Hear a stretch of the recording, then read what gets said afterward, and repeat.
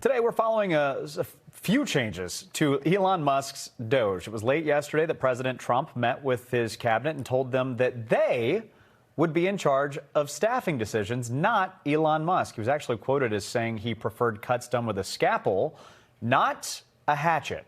Now, the meeting follows a report from the New York Times that's out today. It detailed an Oval Office argument between Secretary of State Marco Rubio and Musk over the size of the State Department. NBC Boston's political commentator Sue O'Connell is here with us.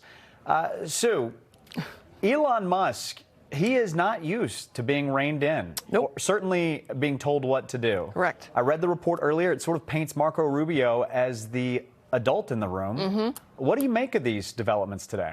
Well, Colton, not only is Secretary Rubio the adult, he's also one of the most accomplished and qualified members of Trump's team. He knows how to run a department.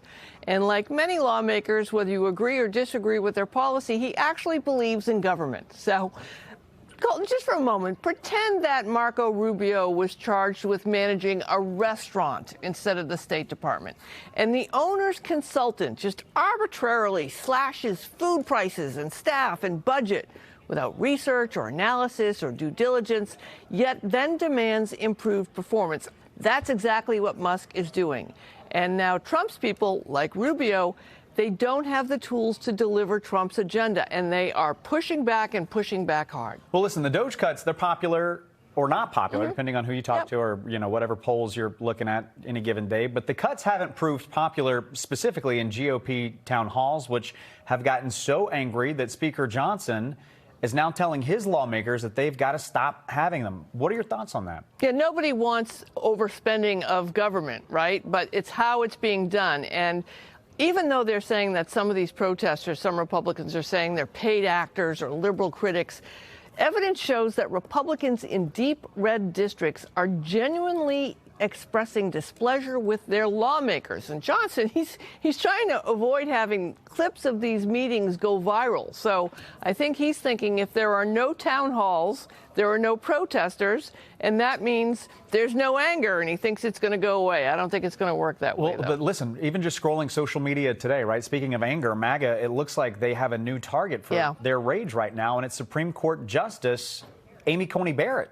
What happened here? Why is that? All right, so it's important to remember that just because a justice is nominated by a Republican or by a Democrat, that doesn't mean that they're always going to adhere to that ideology, right? It usually doesn't happen.